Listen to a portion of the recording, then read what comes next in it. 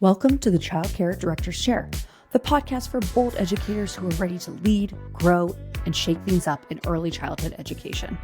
Whether you're a teacher eyeing that lead role, a lead stepping into leadership, or a center owner dreaming big, this is your space to grow with purpose and leave your mark.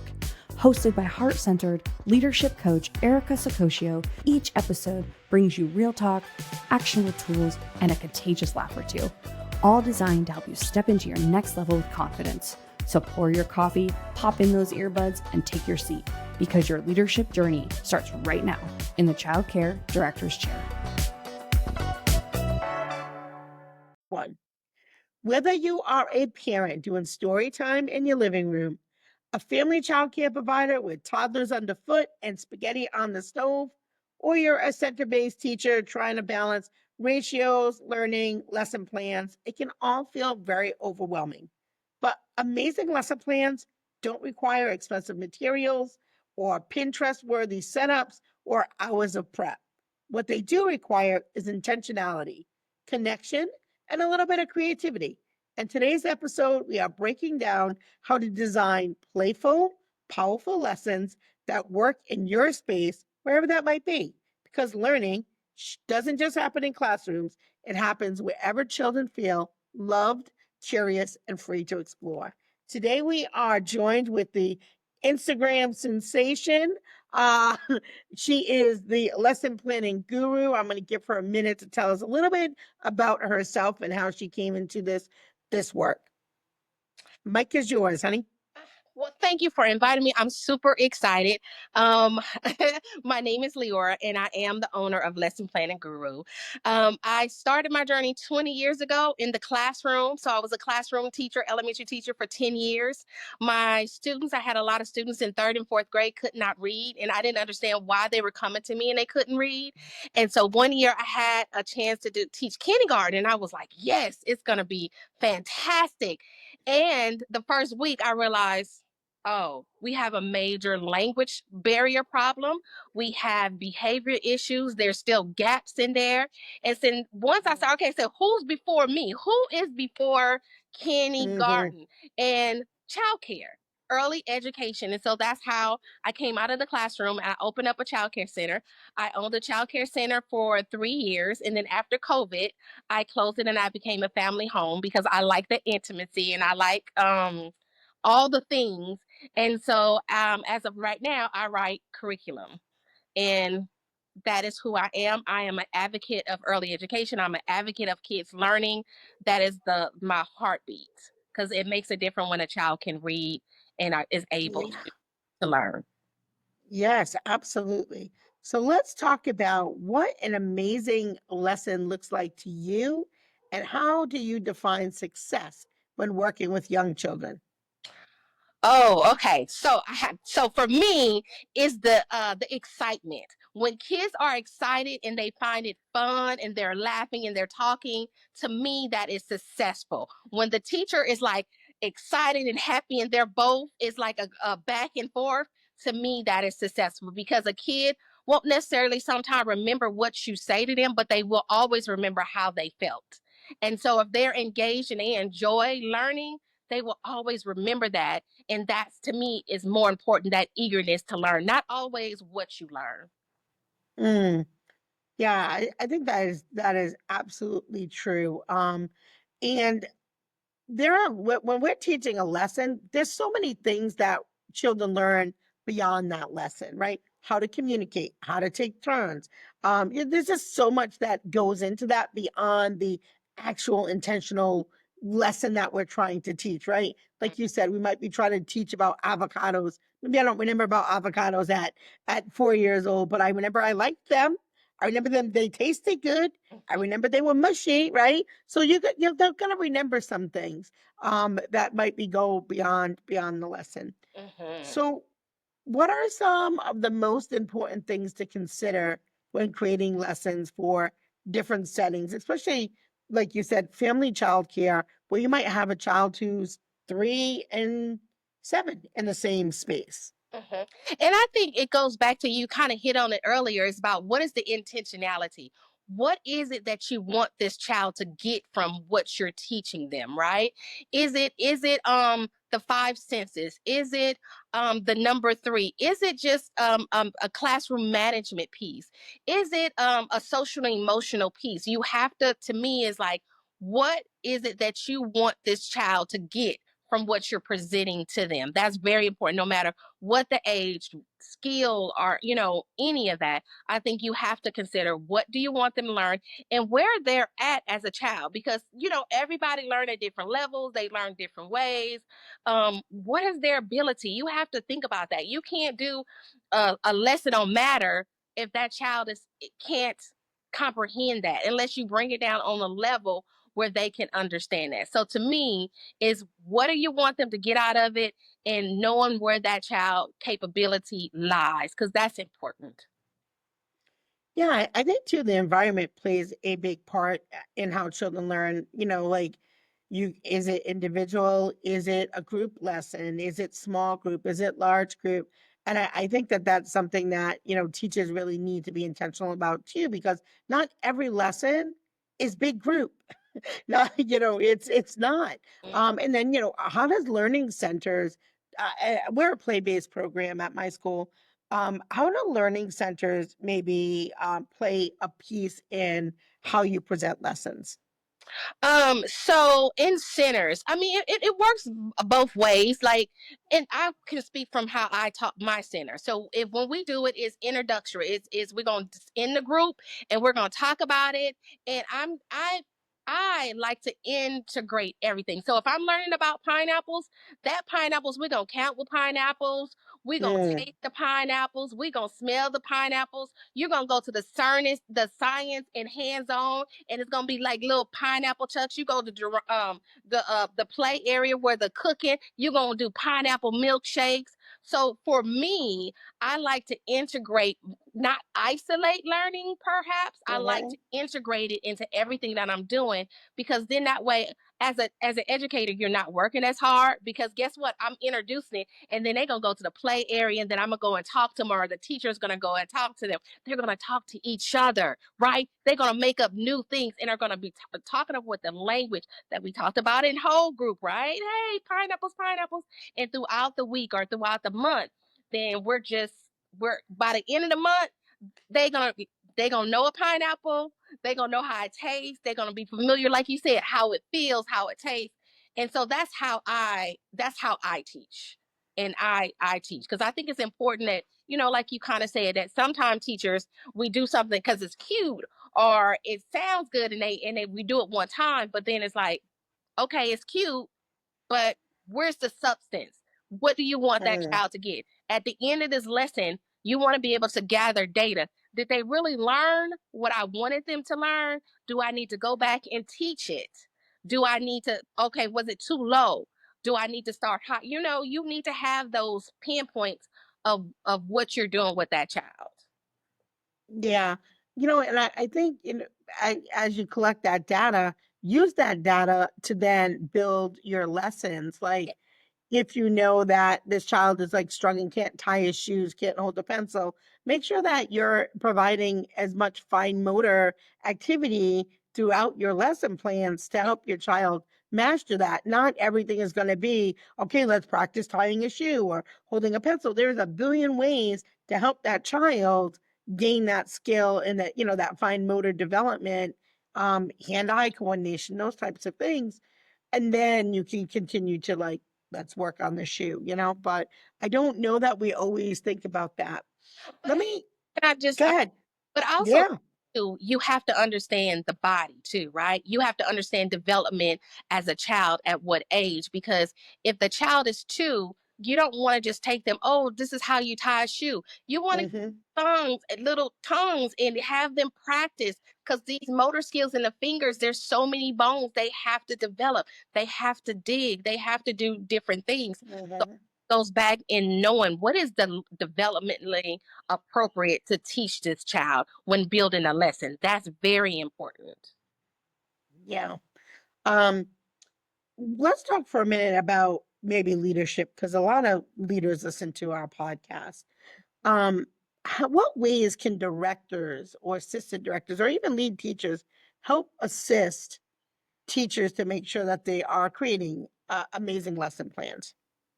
I think the first and foremost is that you have to have a system and you have to be consistent with that system, right? So if you're doing, you have to know what is your program doing? What is the aim in that classroom, right? So if I'm more play based, then I'm gonna create a template. Okay, you need to hit this, no matter what teacher's in there, no matter what director, this is the template. This is how we do things, and we're not gonna change up unless it's not meeting the needs of our students. Everybody has to be trained on it and everybody has to use it this way. Because one of the things that I learned in my center that works the best, because we know in not all centers, but we have a high turnover, right?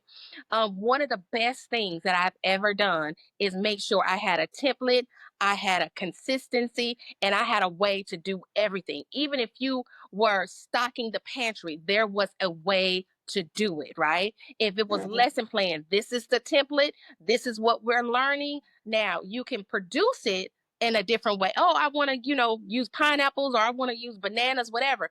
But the format is going to be the same because no matter who's in that classroom, it will take me 10 or 15 minutes to say, this is what we do. I'm going to do a training, but I need you to follow it step by step by step by step. You can put your own flair to it, but this is the procedures. You must have procedures and you must be consistent.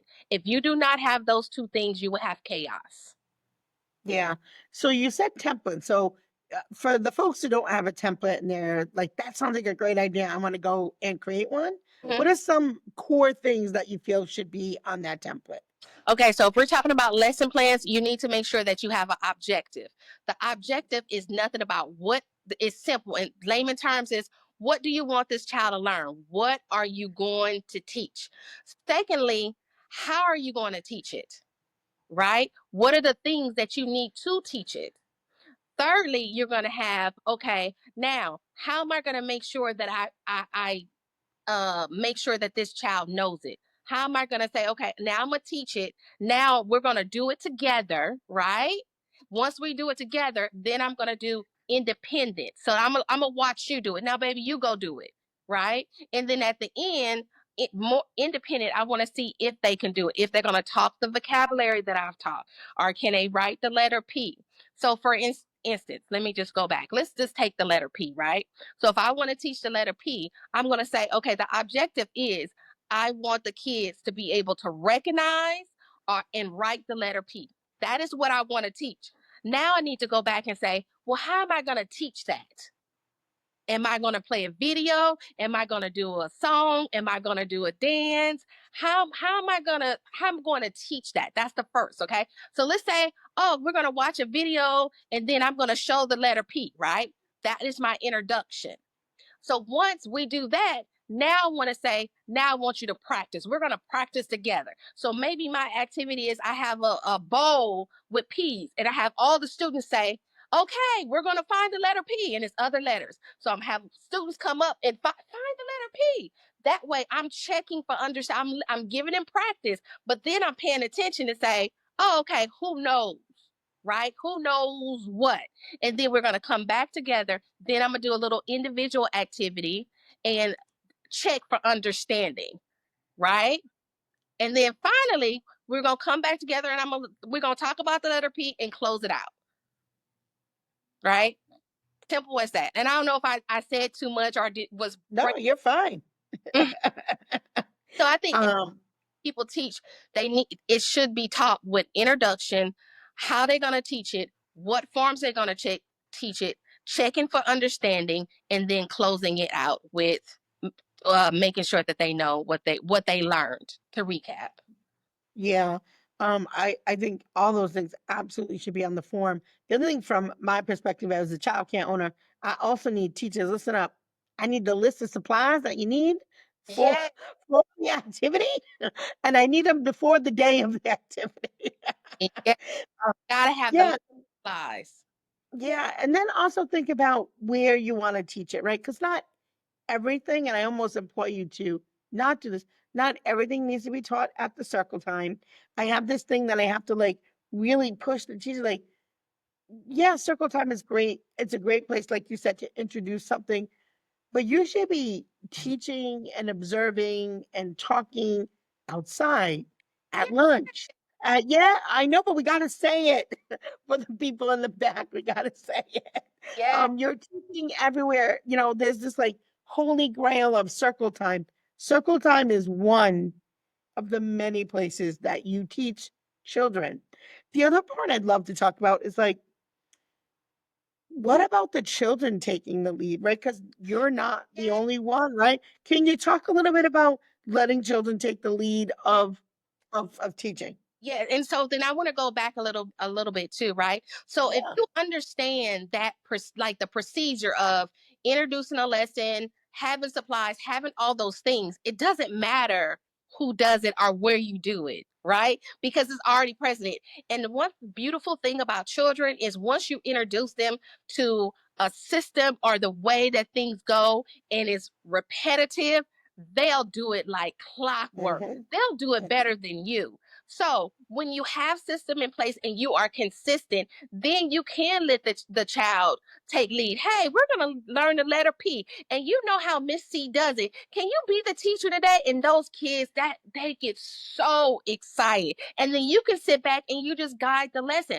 But it goes back to what are your systems? Are you doing something different every single day? Because again, it doesn't matter what you do, but it does matter of how you do things. So kids, because the brain works, they're always looking for patterns. We're always looking Yeah. for pattern. So when you consistency is a pattern. So when you create consistency in your classroom or even as a leader, like our brain picks up on that and we will mimic that to the T. And the children would do it better than us. Yeah, I saw that in real life, so I kind of brought it up. During my field study, I was placed in a kindergarten room. Mhm. And I said to the teacher, I was like, what do you want me to do? And I was there as a, college student. And she said, oh, you can lead circle time. And I said, okay. She goes, no, you're just going to stand there. The kids run their own circle time. I said, what?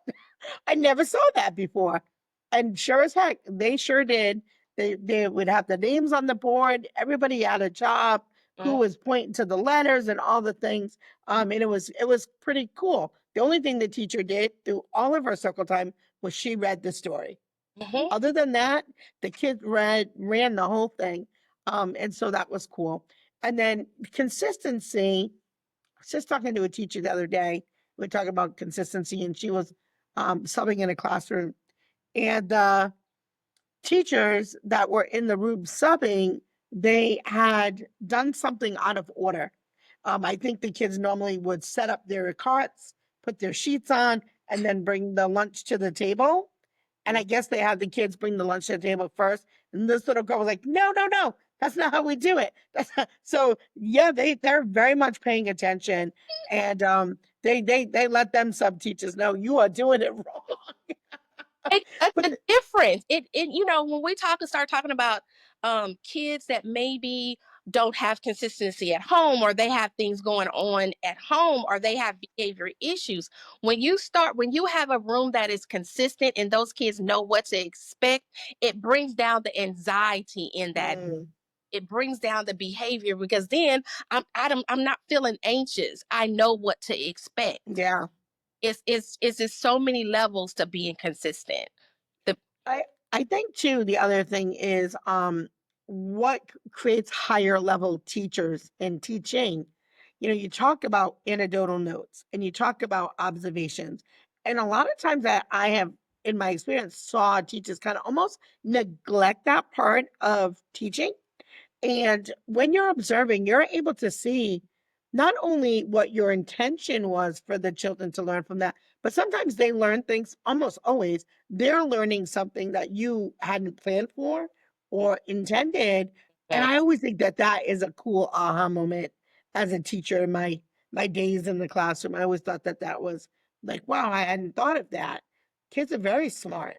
Yes, they are, and they just pick up things, especially when you make it interesting and it's fun, and when you are engaged as an educator. When you are engaged Yes. as an educator and you're excited about that lesson, and you just they gravitate, and they will learn from you, they learn from each other. And then the thing, like you said, when you present a lesson and they take it in a different direction, like that's my, Yep.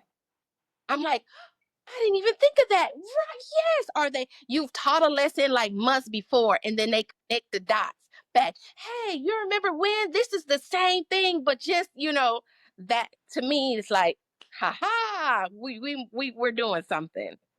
Yeah. Yeah. I worked a time with school age kids, and I remember one of the teachers said, "These school age kids don't want to do anything." I said, "They don't want to do anything, or you don't want to do anything?" And they're like, "No, they're not interested in anything. All they want to do is be on their phones and video games." Now, there's some truth to that narrative.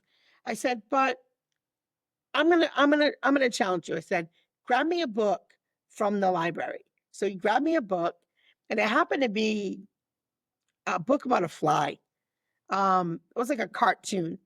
So I read them almost to the end of the book, but I didn't finish the book.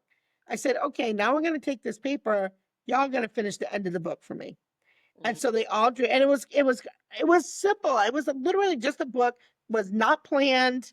I just grabbed the book, paper and crayons, like everybody has that in their school. And it was just really to show the point that because I was excited about it Mm. and I did it in my very, grand way because I'm loud and funny and animated. These were school age kids, which that's a hard group to impress. And they did it. And they did it. So the lesson is important. The context is important. The supplies are important.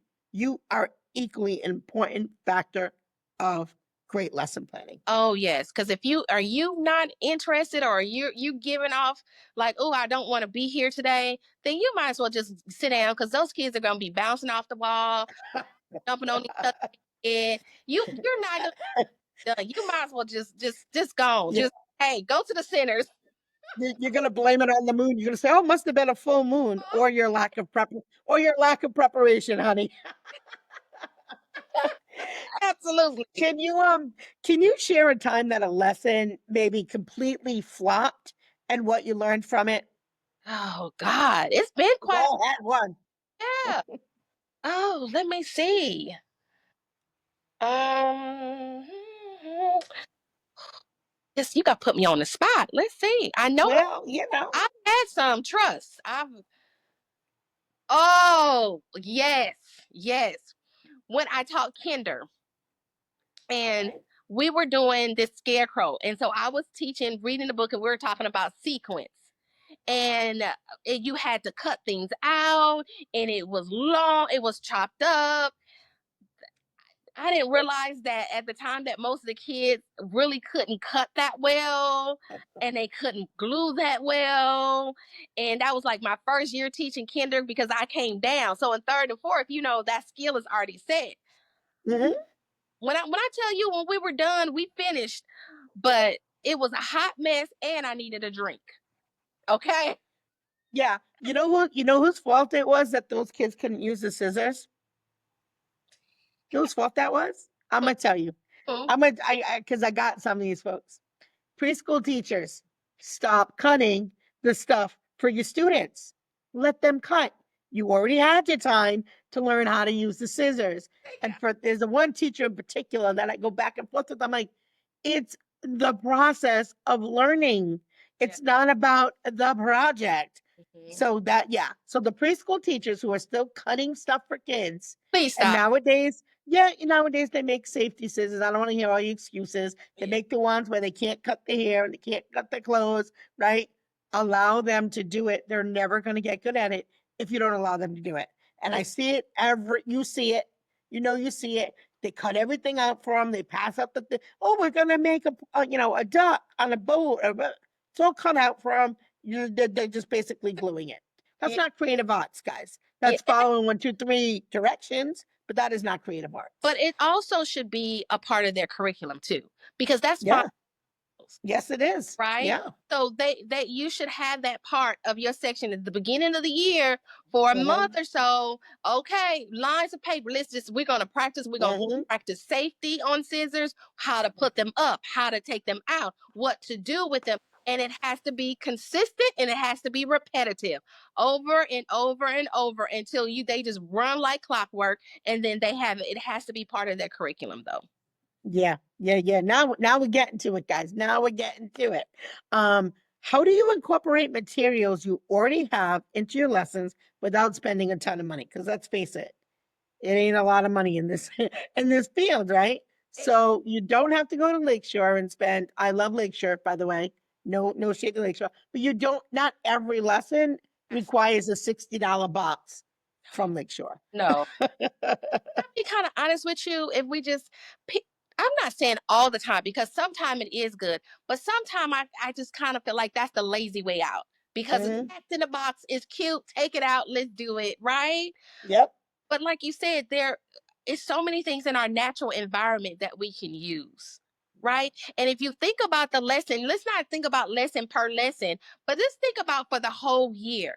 By the time that baby comes to you and you have them the whole, where do you want to see them go at the end, right? And when you're thinking like that for the whole year, then it helps you. Okay, what kind of things? How am I going to get that child there? Right. So to me, if you have some glue and some scissors and some crayons and some maybe glitter. Depends on how you feel if it makes you drink or not, right? Uh, In moderation. Glitter in moderation. and stuff in nature, like you don't need anything else, right? Because outside is plentiful. The goodwill is plentiful. It's plentiful, right? Yeah. And Yeah. and one of the things that I used to do, I used to get hooked up with whatever is my closest school to me. And I would go introduce myself and I would tell them, hey, I'm the owner, or, at the time, the owner of the child, or even a teacher. Let's say if you're a teacher, you go there and you say, I am from your neighborhood. I see a lot of kids come from my center, go to your school. This is what they're supposed to do. I want to make sure that they are learning. And when you get them, they're ready. But I know you have, sometime at the end of the year, can you donate? Can you give? And you will be amazed. Mm. Amazed. Because what happens in those classrooms at the end of the year, even if you say, can I come at the end of the year when teachers are cleaning out their classroom and walk your halls? They throw away construction paper, they throw away crayons, they throw away scissors, they throw away books. Because when they get a new curriculum, they just trash it because they have Yeah. plentiful money, unlike us. So they just trash it. So I would say that's the way that I save money. Make friends with your local schools in your area and introduce yourself and tell them that you have a need. And I want to make sure that this student gets to you ready in kindergarten. But, so that's what I used to do. And that's how I save money. And Yeah. fancy stuff. I repeat myself. I don't. And yeah, rotating materials through other classrooms too, like that also is a great way to save money and be able to do things over and over again. I have teachers who have bins and bins and bins of stuff that they would just like bring in and then bring home. They have their January bin, their February bin, and they rotate them around, but and they share them with each other. As we start to wrap up, maybe how do you adapt your lesson plans when things go off track or maybe a child just isn't feeling it for that day? So I do twofold because children are children, right? And we have to be able to meet them where they are. And so sometime when I used to teach, or my teachers used to teach, I was like, look at the room. What is the energy in this room, right? Are the children engaged? Are they not? Are they fussy? Are they cranky? Are you cranky? Right? And then if it is, let's stop and ask them, what's going on? How are we feeling? What's going on? What would y'all like to do today? And they'll tell you. And sometimes it's like, you'll think they say, I just want to play. And then they will tell you, well, I want to learn this or I want to do this. And sometimes it's just about, you know what, you guys, let's go to center, let's play, let's disperse, and we'll try again tomorrow. Because sometimes you just have to do that and be okay with that. And because again, that is a part of learning, because everybody needs to know how to regulate their emotions and know that it's okay. Every day it's not gonna be a Yeah. good. So that's how let's revisit. We're gonna revisit this tomorrow. Or maybe sometime we have to switch it and cut it down or stop it where it's at. You gotta read the room. Yeah. So I find like even when we're talking about curriculum, like we made a lot of references towards art projects and writing, those types of things, because they're tangible, right? So those sometimes seem to be the ones that teachers are most comfortable with, right? Hmm. What's your strategy for maybe layering things like literacy or math or science into everyday activities like snack time or cleanup or outdoor play? Hmm. Well, I think a lot of my go to or wanted to go to is when for snack, for cooking. I call it cooking for tots, right? So much math and science in there, right? So when Mm, you're doing snack time, all right, let's count out, right? How many people we got? 5 students. Let's count out, make sure. And then you can give students assignments, right? In there. We're gonna do snack time. All right, now it's your job to pass out this. It's your job to do this. And we're gonna start from this way. Now, does that feel heavy? Or what color? Like to me during snack time, like I know you were saying, like we talk about we need to have center time and count the number three. No, at snack time let's count because that's tangible and it makes more sense to children because that's what yes. we're gonna do with it anyway. Yes, yep. So We to have yeah. How many friends are at the table? How many plates do you need? yes, yes, how Yeah. many cups? How many cups, guys? Five. Show me 5 fingers. All right, Mm, count the 5 fingers. 1, 2, 3, 4, 5. All right, pass out the cups. Let's go. yeah. And stuff that everyday stuff that we think we do, but that's how you incorporate. It doesn't have to be sit down when you outside. All right, now everybody, let's count to five. Count them off and jump. Do 5 jumping jacks. Like, I could tell you're super fun. Could you imagine both of us in the same classroom? oh, you talk. We would we'd have a blast. All right. So last question I'm going to ask you, and then we'll start to wrap up. But what advice would you give to someone who feels intimidated or unqualified to create, real lesson plans? What do you I, tell them? I would say we have all this technology. We have YouTube, we have Instagram, we have Facebook, and now we have Chat GPT, right? Find somebody that sounds like you that you want to be and follow them. What are they doing? Send them an email, send them a text, reach out to them, find you a mentor, and then you have to also invest in yourself, right? So you got Mhm. to know, what am I lacking? What's making me feel this way? If no one's never told you like you suck or you a bad teacher, then that's in you. What's making you feel inadequate? Address it. And then read some books, listen to some podcasts, get around some people that you admire to be, and change the scenario and the voice in your head. Because That's there's no great advice. reason to be inadequate in this day and time. Yeah. So tell folks that are maybe struggling with lesson planning or just maybe not struggling, but just want some new ideas. Tell Mhm. folks how they can get a hold of you. So I am on Instagram. I'm also on Facebook as Lesson Planning Guru, so they can reach me that way. They can also email me at Lesson Planning Guru if you want lesson plans or if you want some more instructions of how to implement it in multiple ages. My background, like I said, I came from a classroom. I've owned a center. I've done family child. I am interested in making sure that child is ready for kindergarten. That is where my heart lies. That's what I love to do. I love to talk to other educators. So I will have a subscription model where they can come on and get all the things. But most importantly, is that one-on-one where you can ask me questions and ask me, how can I implement this? How do you, what happens when this happens, or what other extra stuff that you need is very personal. And sometime in this, especially early education, sometimes we don't have that access to people like that. Yeah. So Yeah. I am here. I have so much enjoyed our conversation today. For folks, here's your reminder. You don't need a teaching degree, a Mm-mm. Pinterest board, a fancy curriculum to create amazing lesson plans. What you need to start with is what matters: your children, their interests, your heart for teaching, and whether you're at home, whether you're with your own kiddos, you're leading a group of 20, great lessons start with connection. So give yourself permission, keep it simple, stay curious, and trust that you are exactly what your children need. Keep showing up because we need you, kids need you. Keep making learning magical in your own way. This is the Child Care Director's Chair podcast. We are tuning out, and as always, have a wonderful day. That's a wrap for this episode of the Child Care Director's Chair, where we believe leaders aren't born, they're grown.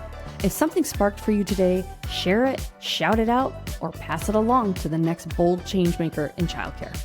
Don't forget to subscribe, leave a review, and stay connected with Erica Sacosio for more real talk leadership tools and a whole lot of inspiration. Until next time, lead with heart, grow with fire, and always remember, the chair is yours. Now own it.